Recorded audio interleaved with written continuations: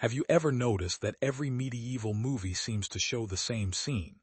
Two armies charge across an open field, thousands of swords collide in a deafening storm of steel, and heroic knights duel one another until the strongest survives.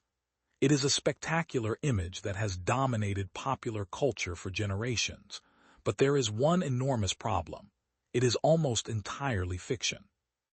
If you were transported to a real medieval battlefield, the first thing you would notice is not the sound of clashing swords, but the overwhelming presence of long wooden spears stretching toward the sky. The second surprise would be the absence of glorious duels. Medieval warfare was not a stage for individual heroes.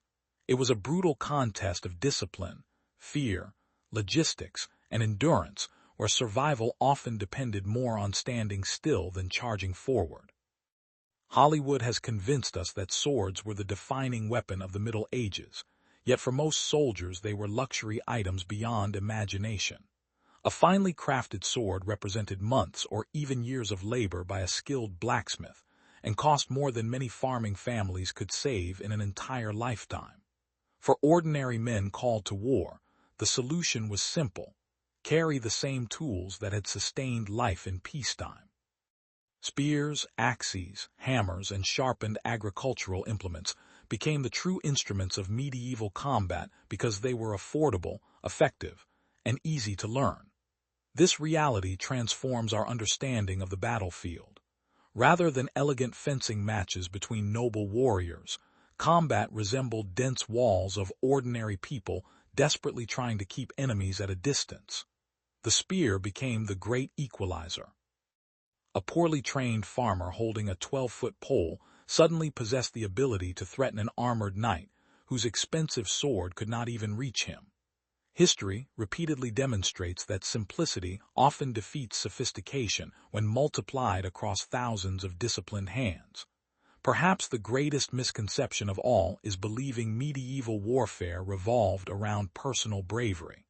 In truth, courage mattered less than collective discipline. The soldier who abandoned formation to seek individual glory endangered everyone around him. Victory belonged to groups capable of acting as a single organism, despite exhaustion and terror. This lesson extends far beyond military history. Every successful civilization depends upon cooperation more than individual brilliance, a principle as relevant in modern organizations as it was on battlefields 800 years ago. As we journey deeper into the forgotten realities of medieval warfare, we will uncover a world where economics shaped weapons, psychology defeated armies, logistics proved deadlier than swords, and some of history's greatest victories were won long before the first soldier ever entered combat. Once you understand how these battles truly unfolded, you may never watch another medieval film in quite the same way again. It is easy to imagine that the greatest danger on a medieval battlefield came from the enemy standing a few feet away with a weapon in his hands, but the reality was often much crueler. Before a soldier ever swung a spear or raised a shield, he was already fighting exhaustion, hunger, fear, thirst, and the crushing weight of his own equipment. Medieval battles were not elegant displays of skill. They were brutal tests of endurance, where the human body frequently surrendered long before the mind was willing to quit. Picture hundreds or even thousands of men standing shoulder to shoulder under the blazing summer sun or freezing autumn rain, waiting for hours while commanders argued, scouts returned, and formations slowly adjusted across muddy ground. Every passing minute drained energy. Armor trapped heat, muscles stiffened, and nerves frayed under the unbearable anticipation of violence. By the time combat finally began, many soldiers were already physically weakened without having taken a single step toward the enemy. Modern sports science offers a fascinating comparison. Elite mixed martial artists, among the fittest athletes in the world, rarely sustain maximum intensity for more than a few minutes before fatigue begins to affect reaction time and decision-making. Now imagine replacing lightweight clothing with dozens of pounds of chainmail or plate armor, while carrying a heavy shield and weapon under primitive battlefield conditions with no hydration breaks or medical support. The remarkable fact is not that medieval battles ended quickly, but that men managed to fight at all. This physical reality profoundly shaped military strategy. Experienced commanders understood that patience could become a weapon more powerful than swords. Rather than rushing into combat, they sometimes forced opponents to remain motionless for hours, letting discomfort gradually erode discipline. A tired army makes mistakes. Legs begin to ache, shields lower slightly, concentration slips and formation weakens almost invisibly. Then, at precisely the right moment, fresh troops advance against exhausted defenders. Victory often belonged not to the stronger army, but to the one that conserved its strength longest. This principle appears repeatedly throughout military history and continues to influence modern strategy, where logistics and endurance frequently determine outcomes more than raw firepower. There is also an important psychological dimension that popular culture rarely explores. Standing in silence while waiting for battle may have been more terrifying than fighting itself. Every soldier had time to imagine death, think about family, question his courage, and wonder whether the next hour would be his last. Anxiety consumes energy just as surely as physical exertion. By the moment the first spear struck a shield, countless men were already mentally exhausted. Perhaps this explains why so many medieval engagements collapsed so suddenly. Once one section of a line lost confidence, fear spread faster than any messenger could run. Human beings are social creatures, and panic is contagious. Looking beyond warfare, the lesson remains surprisingly relevant. Success in any demanding challenge often depends less on explosive effort than on managing energy wisely, maintaining discipline under pressure, and refusing to waste strength before the decisive moment arrives. Medieval commanders may never have studied physiology, but they understood a timeless truth through experience alone. The battle is often won by the side that still has the strength to stand when everyone else has begun to collapse. One of the most enduring images of medieval warfare is the unstoppable cavalry charge. Armored knights lowering their lances as hundreds of warhorses thunder toward helpless infantry, smashing through enemy lines in an explosion of steel and courage. It is an unforgettable cinematic moment, but like so many popular images of the Middle Ages, reality was far more complicated. The greatest obstacle to a cavalry charge was not the enemy, it was the horse itself. Horses are intelligent animals with powerful survival instincts. They can be trained to carry riders into danger, tolerate noise, and even kick or bite opponents.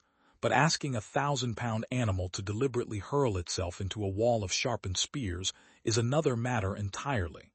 Faced with certain injury, most horses instinctively hesitate, slow down, or veer away. Medieval commanders understood this better than modern filmmakers ever have.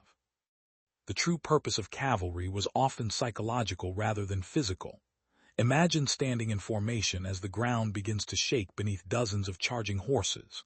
The noise grows louder, dirt flies into the air, and armored riders appear larger with every second.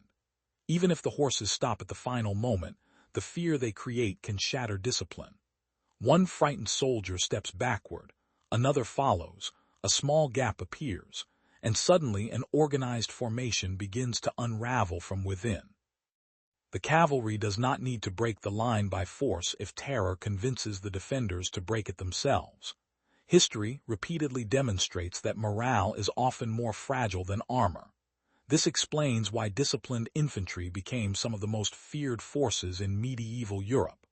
The Swiss pikemen, for example, earned legendary reputations not because they possessed superior weapons, but because they mastered collective courage. Thousands of ordinary men trained themselves to remain absolutely motionless, while cavalry advanced directly toward them. Their victory lay in resisting the ancient instinct to flee. Once the horses slowed or turned aside, the advantage shifted dramatically toward the infantry's long pikes. The psychological battle had already been won before physical contact occurred. There is a fascinating modern lesson hidden within this medieval tactic. Many of life's greatest challenges resemble charging cavalry. They appear overwhelming from a distance, generating fear that encourages panic before the real confrontation begins. Yet when people hold their ground with discipline and preparation, the threat often proves less unstoppable than it first appeared. Fear magnifies danger far beyond its actual power. Medieval battlefields therefore reveal something timeless about human psychology. Confidence is contagious, but so is panic. The side that maintains composure under pressure frequently gains an advantage impossible to measure in numbers alone. Looking deeper, cavalry symbolizes the importance of perception in warfare and leadership alike. Strength is most effective when opponents believe it cannot be resisted. Once that illusion breaks, even the mightiest charge loses much of its power. The soldiers who understood this truth transformed simple spears into civilization-changing weapons, proving once again that discipline and unity can overcome wealth, prestige, and raw force. In the end, the horse was never the real weapon. The mind was.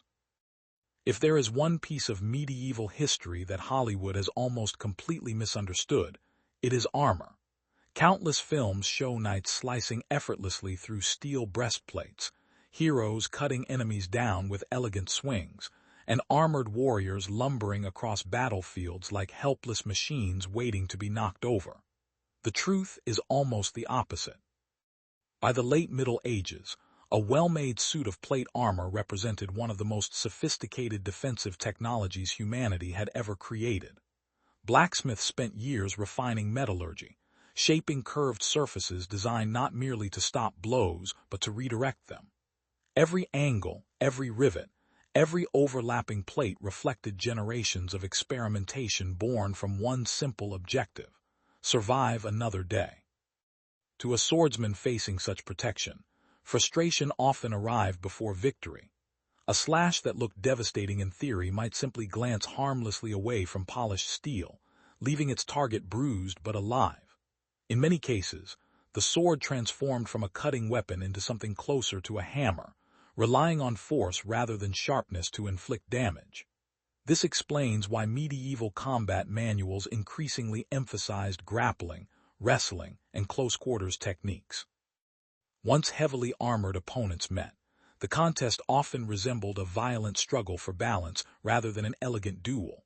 Fighters attempted to throw one another to the ground, pin limbs, or exploit tiny openings beneath the arms, around the neck, or behind the knees where protection remained necessarily limited to preserve mobility.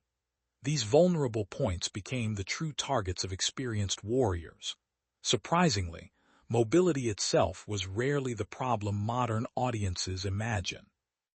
Weight distributed evenly across the body allowed trained knights to run, kneel, climb, and even remount horses without assistance.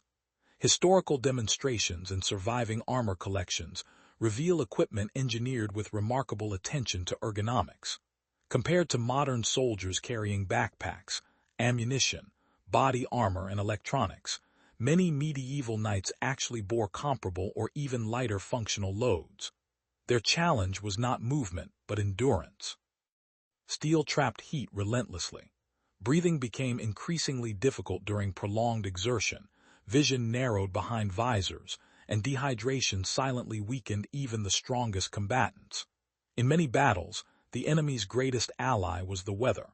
A cool morning could preserve stamina, while an unexpectedly warm afternoon transformed expensive armor into a suffocating prison. This creates a fascinating paradox. The very invention that protected a knight from blades also increased vulnerability to exhaustion. Technology solved one problem while introducing another, a pattern repeated throughout human history. Every innovation carries hidden costs that only experience eventually reveals. Medieval commanders gradually learned to exploit these limitations, prolonging confrontations until heavily armored opponents fatigued, then overwhelming them through numbers rather than superior weaponry. Looking beyond warfare, armor offers an enduring metaphor for modern life. We all construct forms of protection, wealth, status, routines, technology, institutions, to shield ourselves from uncertainty. Yet every layer of security carries its own burden, demanding maintenance, energy, and adaptation. Strength without flexibility eventually becomes weakness. The knights who survived longest were not always those with the thickest steel, but those who understood how to balance protection with endurance. In the same way, civilizations prosper not merely by building stronger defenses, but by ensuring those defenses remain sustainable when pressure lasts longer than anyone expected. Medieval armor, therefore, was never simply metal. It was a constant negotiation between safety and survival, reminding us that resilience depends as much on adaptability as on strength itself.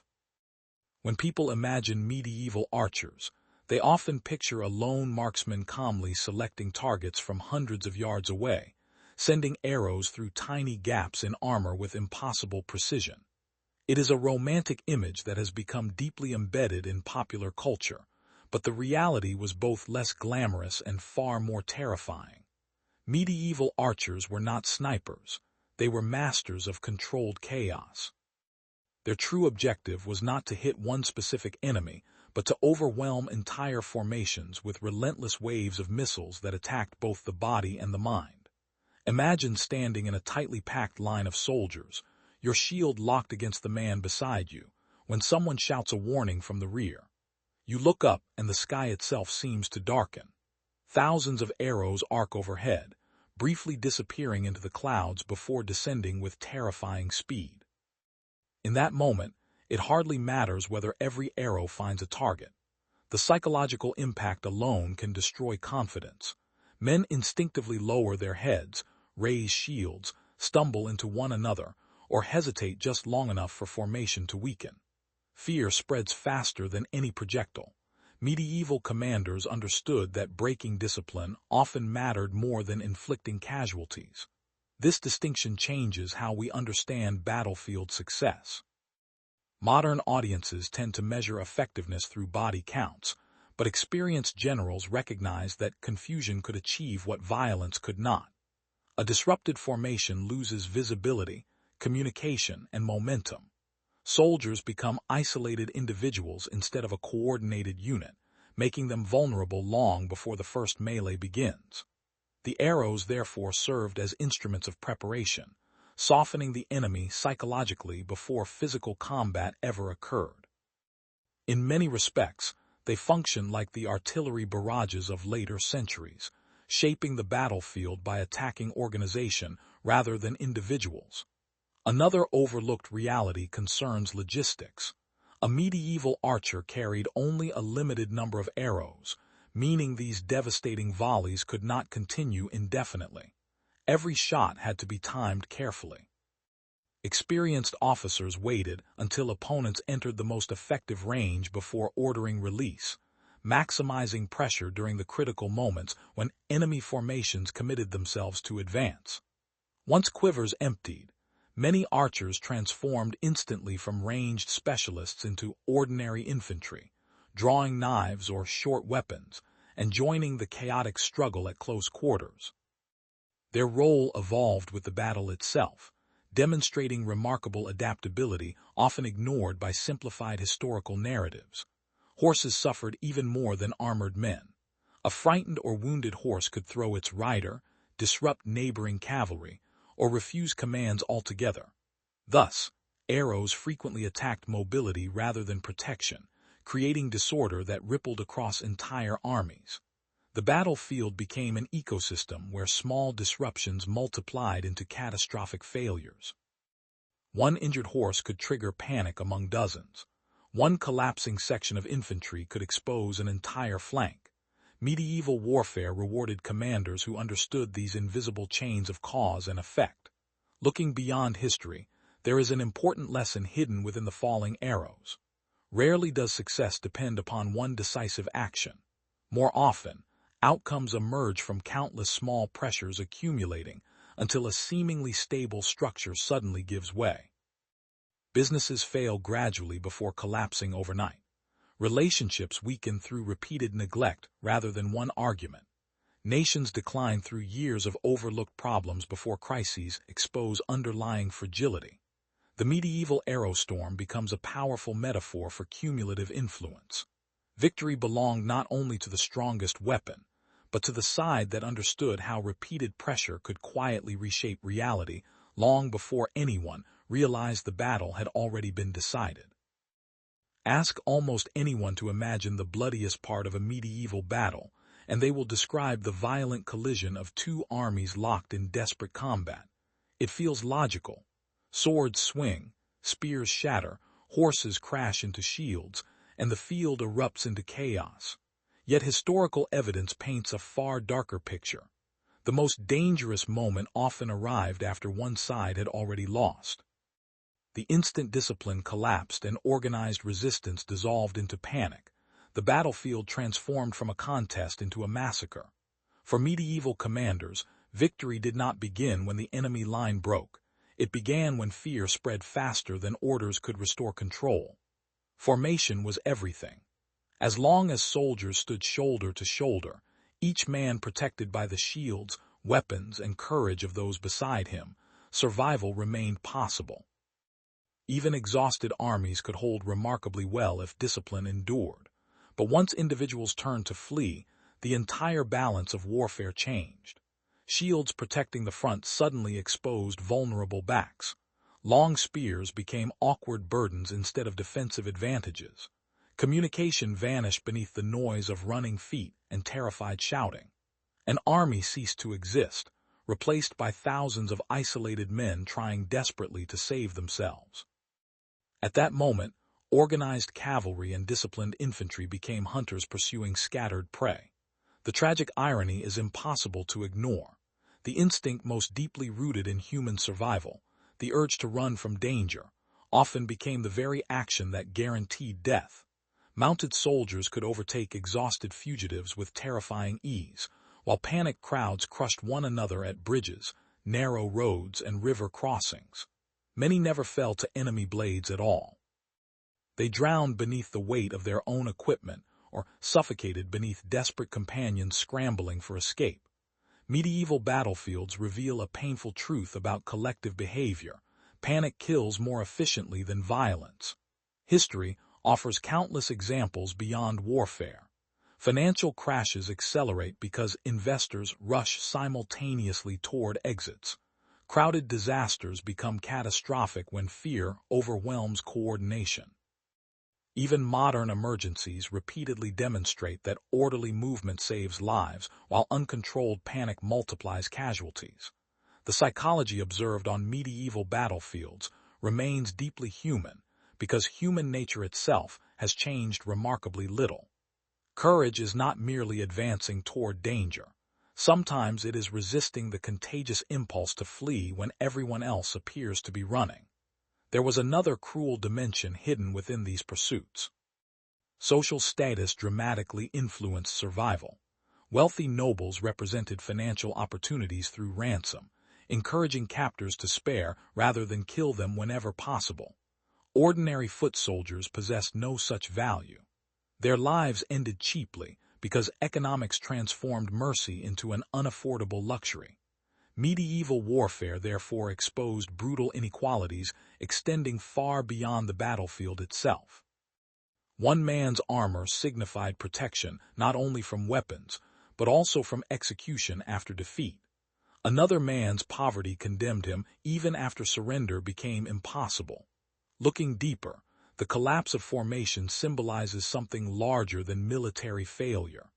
Every society depends upon invisible bonds of trust and cooperation. Families, institutions, businesses, and nations function effectively because individuals continue believing others will remain beside them during hardship. Once that confidence disappears, disintegration can occur with astonishing speed. Medieval commanders understood this instinctively. Their greatest objective was rarely to kill the enemy directly, but to convince enough people that everyone else had already lost faith. From that single psychological fracture, collapse became inevitable. The lesson endures across centuries. Civilizations, like armies, often survive not because they are stronger than their challenges, but because they refuse to break apart when fear demands they run.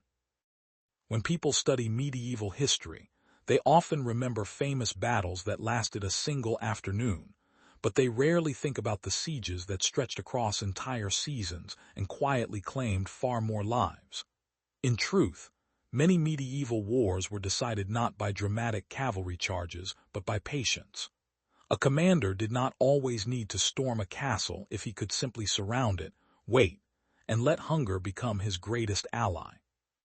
This strategy lacked the glory celebrated in songs, yet it repeatedly proved more effective than risking thousands of lives in direct assault. Imagine living behind stone walls while enemy banners surround the horizon. The first days might feel almost normal.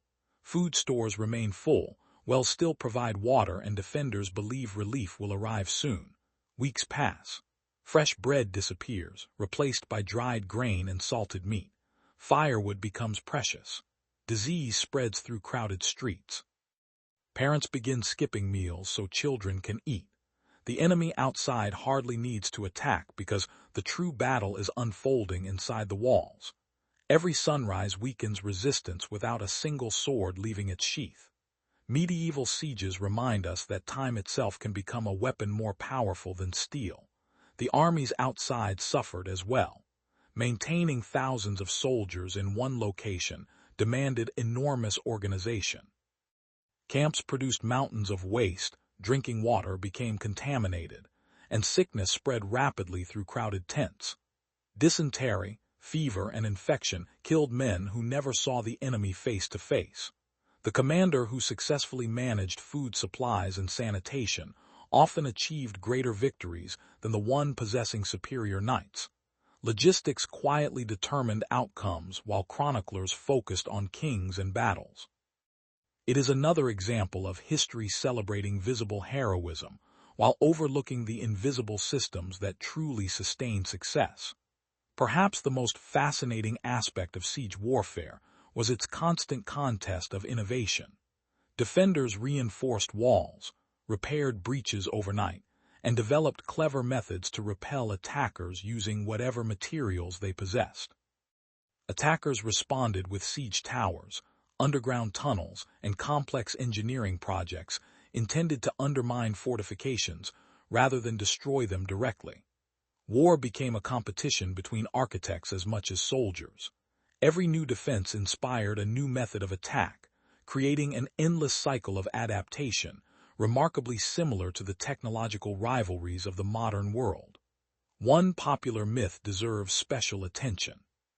Stories often describe defenders pouring expensive boiling oil onto attackers climbing ladders, creating unforgettable cinematic images. While dramatic, such tactics were rarely practical because oil represented a valuable commodity that communities could scarcely afford to waste. Heated sand, boiling water, stones, timber, and simple gravity usually proved more economical and equally devastating. Medieval people survived through efficiency, and their military decisions reflected that reality. They used what was available rather than what looked impressive. Looking beyond history, sieges offer a profound lesson about resilience. Many of life's greatest challenges are not won through sudden bursts of effort, but through the ability to endure prolonged hardship without surrendering purpose. Businesses survive recessions through careful management rather than spectacular risk. Families overcome adversity through patience rather than dramatic gestures. Nations recover because institutions continue functioning under pressure. The medieval castle under siege, therefore, becomes more than an ancient fortress. It becomes a symbol of perseverance itself. Victory often belongs not to the side that strikes hardest, but to the one that remains standing after everyone else has exhausted their strength. In a world obsessed with speed and immediate results, the forgotten reality of siege warfare reminds us that endurance has always been one of humanity's greatest strategic advantages. There is a tendency to view medieval warfare purely through the lens of violence, but doing so misses one of its most fascinating realities. Behind every banner waving above a battlefield stood an enormous financial machine. Kings did not simply march because they desired glory. Every campaign required food, horses, armor, wages, transport, blacksmiths, carpenters, merchants, priests, doctors, and thousands of laborers whose names never entered history books. A medieval army was less like a gang of warriors and more like a moving city, carrying its own economy wherever it traveled. Without money, even the greatest king could command nothing more than empty promises. This economic reality explains one of the strangest customs of the Middle Ages, the extraordinary value placed on capturing noblemen alive. To modern audiences, it may seem surprising that soldiers risking their lives would hesitate to kill dangerous opponents, but from a financial perspective, the decision made perfect sense. An armored knight represented an investment worth fortunes. His equipment alone could equal decades of a peasant's earnings, while his family's willingness to pay ransom transformed him into living currency. A captured noble became an asset more valuable than a corpse. Medieval battlefields therefore contained an unexpected layer of negotiation hidden beneath the violence. Enemies could become temporary business partners if enough wealth was involved. The contrast between nobles and ordinary infantry reveals the harsh inequalities of medieval society. Wealth purchased not only superior armor, but also a greater chance of survival after defeat. A knight thrown from his horse might expect respectful treatment while negotiations unfolded, whereas a common soldier possessed little economic value beyond the battlefield itself. This brutal arithmetic reminds us that justice has rarely operated independently from wealth throughout history. Even amid war, financial incentives shaped decisions that determined who lived and who died. Looking deeper, the ransom system unintentionally restrained violence among the upper classes while intensifying it against everyone else. Economics quietly rewrote the rules of mercy, yet armies themselves required astonishing levels of organization. Food had to arrive daily for thousands of mouths. Horses consumed enormous quantities of grain and fodder. Weapons broke, armor required repair, wagons lost wheels, and camp followers performed countless tasks essential to survival. Every mile marched demanded careful planning.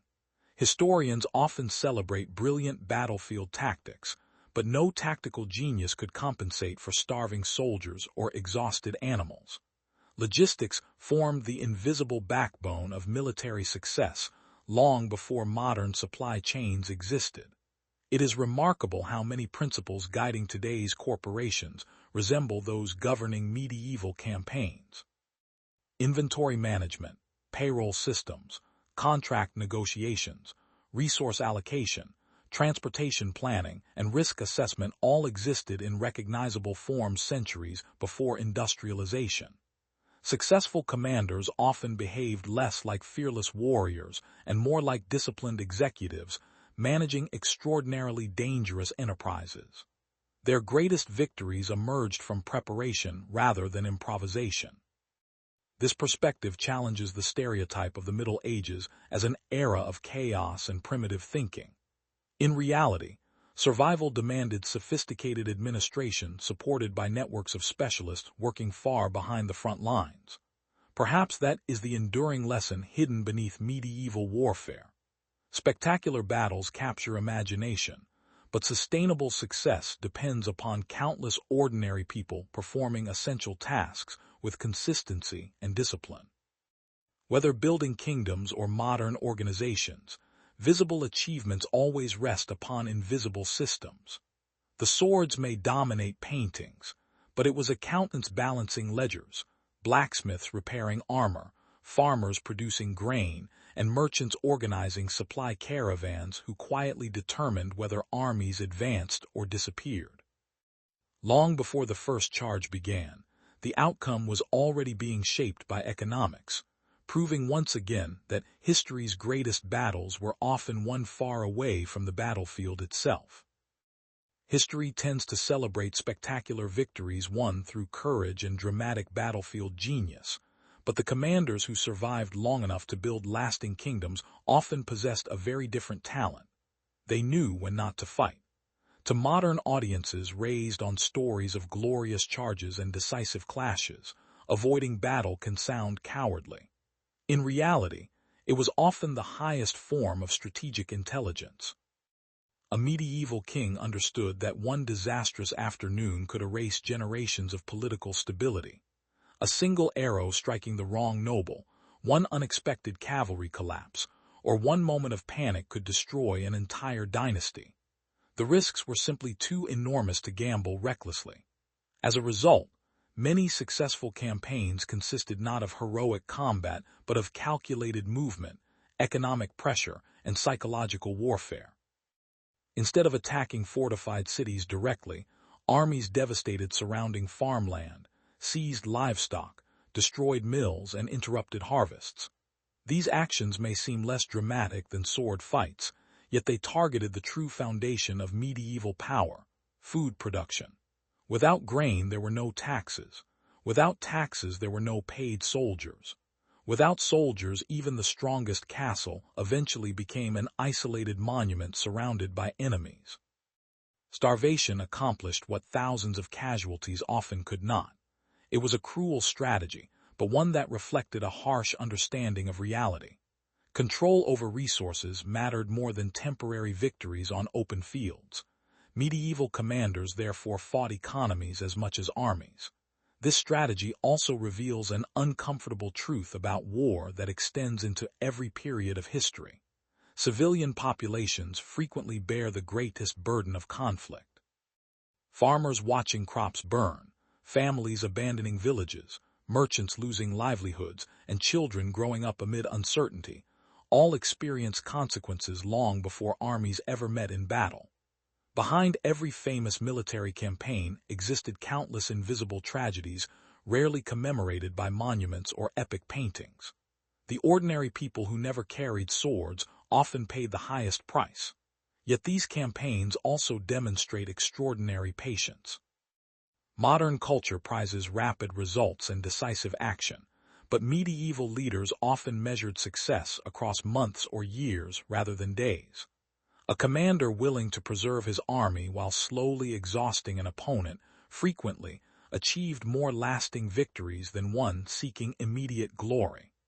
Discipline at the strategic level mirrored discipline on the battlefield itself. Resisting the temptation for spectacular confrontation required confidence, self-control, and long-term thinking, qualities every effective leader must cultivate regardless of century. Nature frequently became an unexpected ally in these campaigns. Rain transformed roads into swamps, delaying reinforcements. Harsh winters destroyed supply lines. Flooded rivers isolated castles while drought weakened harvests before armies even arrived. The greatest generals studied terrain and weather with as much attention as enemy troop numbers, because they recognized that the environment itself could become the most powerful force on the battlefield. Human plans remained vulnerable to forces beyond human control. Looking beyond medieval history, this philosophy offers a remarkably modern lesson. In business, diplomacy, politics, and even personal life, the wisest victories are often achieved through preparation, patience, and strategic positioning rather than direct confrontation. The strongest competitor is not always the one who attacks first, but the one who forces opponents into impossible choices while preserving strength for the future. Medieval warfare therefore teaches something surprisingly timeless. True power lies not in proving that you can fight, but in creating circumstances where your opponent realizes fighting is already hopeless. The greatest commanders did not seek battles because they loved war. They sought outcomes that made battle unnecessary, understanding that preserving lives and resources ultimately produced stronger kingdoms than even the most glorious battlefield triumph could ever achieve. As we step back from the battlefields of the Middle Ages, one remarkable truth becomes impossible to ignore. Almost everything modern culture celebrates about medieval warfare focuses on the wrong things. The shining swords, dramatic duels, fearless cavalry charges, and legendary last stands certainly make compelling stories, but they rarely explain why kingdoms survived or disappeared. The real forces shaping history were quieter, slower, and far less glamorous. They were discipline, logistics, organization, patience, leadership, morale, and the invisible systems supporting every soldier who stood on the front line.